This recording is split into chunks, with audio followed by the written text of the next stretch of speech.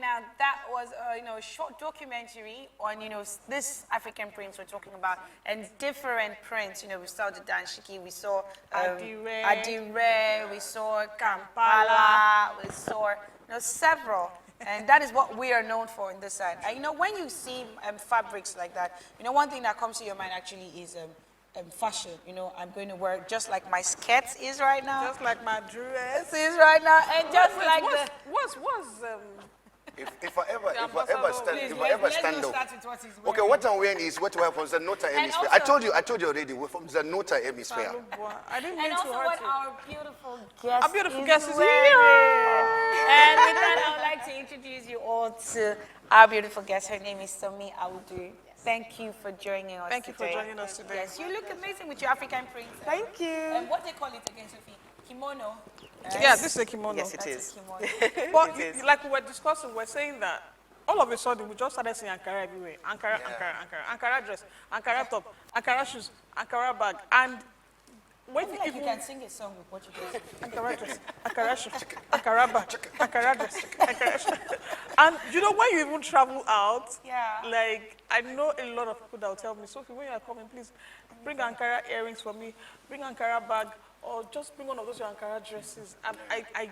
Those are the gifts I usually want to give out when I'm outside the country. And it was so, like the surge just came, boom, from like 2014, 2015. It went beyond just fashion.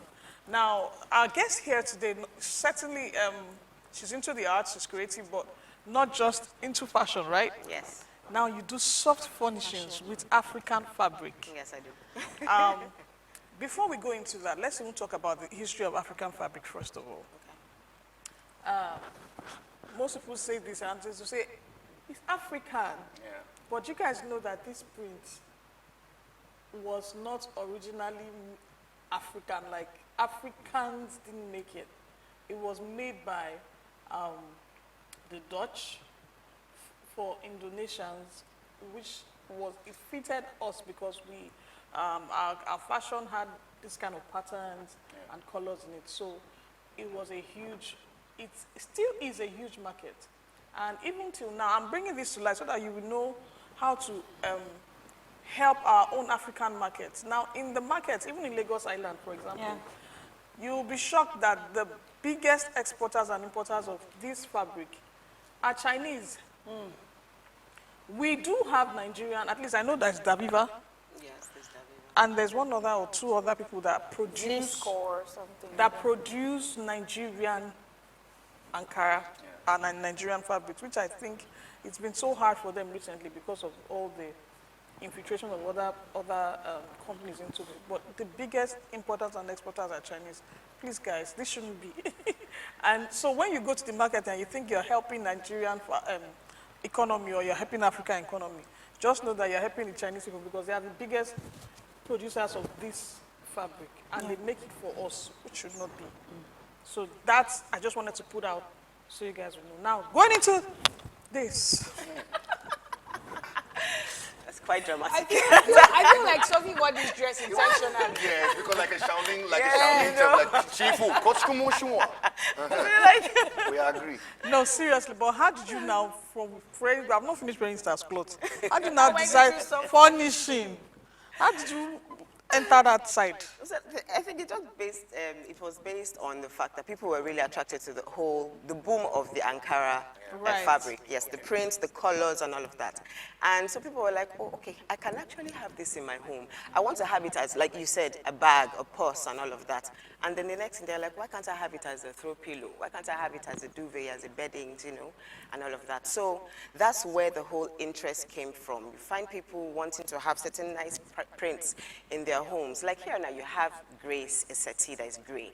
And you're thinking, oh, how do I infuse the African look, the African vibe in my home, the whole tribal look? Okay. And you're thinking, okay, I'll go to the Ankara piece because it's all nice patterns and colors and all of that. So by the time you put it in your home, it's vibrant, it's colorful, it's bright. It just makes a statement. So it's not just the statues and the African-looking sculptures and stuff. You can also have it in fabric and print. And so you can have it in different forms. And so that's how the whole concept came about. With what you now have now, I want to ask, how long have you been in this in this industry, and how lucrative is it? Because it is fine. I can see people already hugging. Yes, they're already People hugging are already them. hugging things and people fanning themselves like. Please, I would like to go shopping after this. Okay. Yes, that's a shop. So how long have you been in it? Hey, this is serious. How long have you been in this industry, and how lucrative do you think it is? Okay, so I started about 2016. And at first, it was kind of difficult because the whole stigma of, oh, it's African print now, it's cheap fabric, Right. you know. Yeah. And the whole idea, like you said, the Chinese people bringing in the fabric. So they make the low quality stuff. And so people see it as stuff like, can buy, how much is the fabric? 1.5. When you buy, you cut a little piece out of it, you know. How can she be charging X amount of money for something that, you know, stuff like that. And so there was a struggle of trying to make people understand that it's not just the fabric, there's a creative aspect to it. You know, having to piece the fabric to fit the home or the space where it's going to be in. Because there are other colors there are clashes and all of that. The idea of having to put a particular pattern to complement other patterns. You know, they forget that you have to put in that creative aspect of it. So that's the work. But they undermine it. And so there was a struggle with people appreciating furniture made with African print. And so, but I think it's much better now because people are actually appreciating the fact that, okay, let's go for the quality stuff. This can actually work in my home. The fact that it's this amount of money doesn't mean that I shouldn't appreciate it. It's actually worth it because, you know, I mean, it's African print. It's a statement that we make. If I can look good in it, why can't I have it in my home?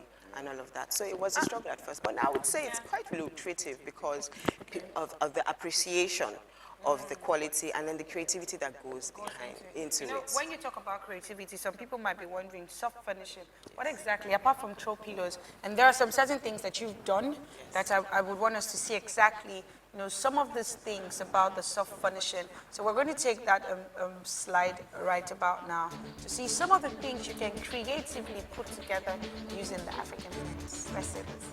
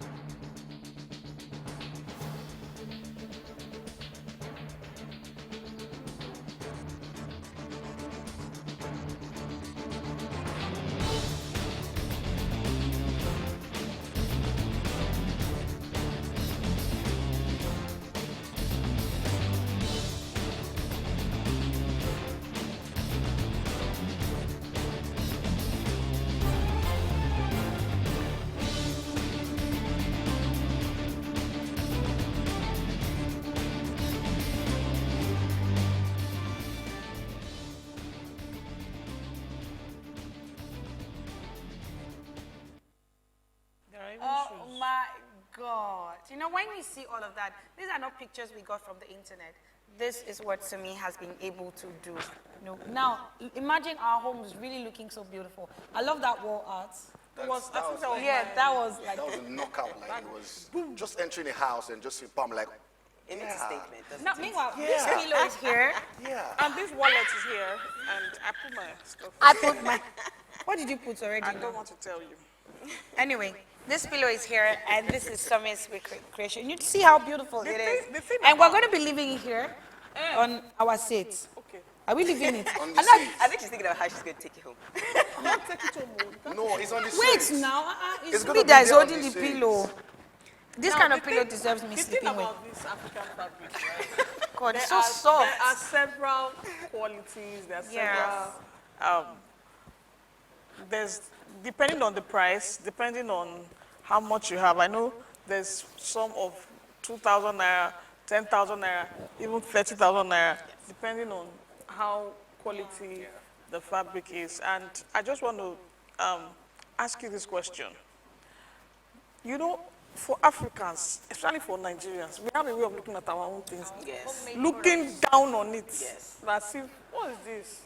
I want it to be creamy, you know. As long as it comes from overseas. Exactly, and it Exactly. looks white and polished. Yeah. So how are you able to make this thing look elegant and classy and expensive, especially to people that are used to seeing things being done overly, you know, like the luxurious part of this job? How do you make it look luxurious? Because I know I like print. I like the vibrant nature of print. So I'll go for print any day, anytime. And that is the reason why I will even wear this. Not just because it's African or represents African culture. I love print. Now, for someone that doesn't like print but wants to do furnishing, how would you convince them that this is exquisite and excellent? First of all, the choice of fabric, the quality of the fabric you use is quite important. Now, if you use a cheap fabric, it's quite obvious because it has the faded look. And so, but if you use the quality stuff, it's rich, it's Some of those cheap ones, I agree. I agree. I'm falling victim But to it- it. I but it agree. gets to Trust wash. me. It's But fine the yes, first time. yes, the first time you like look at this. this, yes. Right. So but if you're in the when you industry, wear it one time, you'll be like, who this? Who this? I've fallen victim to that, yes, especially in the early days. But with time, you tend to know the difference between the quality stuff because you can't afford to make a throw pillow or a settee out of African print, and then by the time the person has sat on it twice, 3 times, it begins to fade, or it stains the person's outfit. That's quite embarrassing. So, but the way to appease those who are not so crazy about the African print, especially because of how bold and vibrant it is, the idea is to cool it down with plain fabric. It can be velvet, it can be satin. Yes, just cool it down. So someone might not struggle with this because all I've done is just take a strip of that's kente fabric, the original kente type. Yes. So it has a feel of ashoke. And so I may not want this kind of bright, bold thing in my house, but I may not mind that because I've tampered it down with the plain velvet fabric. You also infuse rich leather as well. So that also makes it luxurious. And you can put stones on them. It depends on what the person intends So it's to all use about it for. creativity and infusion. Infusion, yes. Putting in other items on there to make it different. You know, this stuff, now for someone who's really watching right about now and is like, okay, why should I really actually decorate my home using this stuff, African prints, when I can get, you know, some amazing designers. What's POP if I may ask? Don't worry. Okay. All right. Let me When you just can do do that. other, you know, other designs using beautiful materials. Yes. Why would I? For you know, when I saw something, even the shoes and slippers, right about now, Ankara, and it's so trendy. So Yes. why would I want to do that? Now, for someone like me who feels like I think I need to switch up the decors in my home, why should I, you know, tend towards this line? That's a tough question because it boils down to choice.